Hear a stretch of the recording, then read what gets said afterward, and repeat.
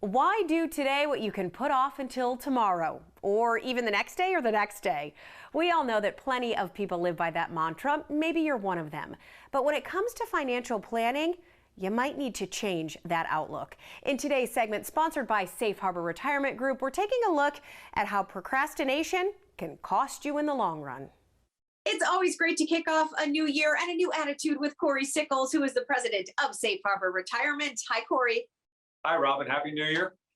Happy New Year. You know, something as complicated and maybe stressful as money and finances is, it's easy to procrastinate about that. So you've come up with a list of things we need to stop putting off. And I imagine retirement savings tops that list. It definitely does, Robin. You know, one of the things that I think most people probably don't realize, you know, Social Security probably only represents about 40% of someone's income in retirement, which basically means that 60% needs to come, you know, from whatever you save. The more you save now, the less you have to save later. And you say, in this case, time literally is money, right? You know, Albert Einstein said the eighth wonder of the world is compound interest. If you look at the example on the screen here, you can see Jane's going to save $10,000 a year starting in year one for 10 years. And so overall, she's going to invest $100,000. And then you have John, who waits 10 years. He's still going to invest $10,000 a year. So they both invest $100,000 each. But you can see after 20 years, Jane has $236,000.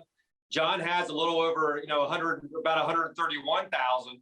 So it's about $104,000 difference, you know, during those 20 years. And it's just because John didn't start saving at the beginning of it. Okay, and that's obviously important to note. And there's also other areas. So what else should we not be putting off until later, Corey?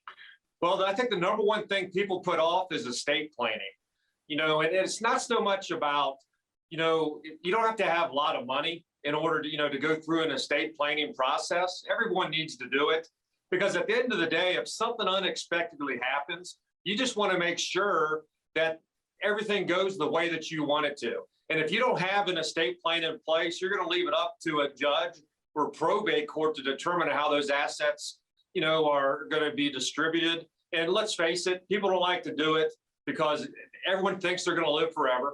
And that's one part. But let's just say you do have some issues, health issues now. The other side of it is people don't want to do it because it's that, you know, finality, or, you know, they think that if I do this, then I think I might pass away or something like that. So the best thing to do is if you don't have an estate plan today, you need to get it in place as soon as possible. Corey, the last couple of years, a lot of people have had to tap into their what if, their emergency fund. So I would imagine these days, especially at the start of the new year, it's an important time to get that back in order. That is correct. I mean, one thing you really should look at is look at what you're spending on a monthly basis. And you should try to have a minimum of 6 months of an emergency fund. Now, an ideal situation might be you have 12 months, but you need to have a start. You know, the pandemic with all this stuff going on over the last 2 years has probably opened up a lot of people's eyes. A lot of people lost jobs or they're switched jobs and things like that. And I can't, you know, it's just so important to be able to have an emergency fund to be able to take care of, you know, all your bills if something does help, you know, something does happen. And Corey, a lot of this can seem overwhelming, which is why people procrastinate, right, when it comes to it. But you and your team are there to help, and you give complimentary meetings to people. Yeah, all of our meetings are complimentary. There's no obligation. But here's the way I look at it. My job is really to, you know, to work, you know, with my clients to make sure they're going to be on a path for successful retirement. Not only does that include, you know, financial, but it includes estate planning. It might even be, you know, healthcare with Medicare, because we're able to provide that as well. So, you know, we try to be pretty holistic, you know, but what I would say is it's a new year. And if anyone out there is putting things off, the best time to do this is the first quarter of 2022.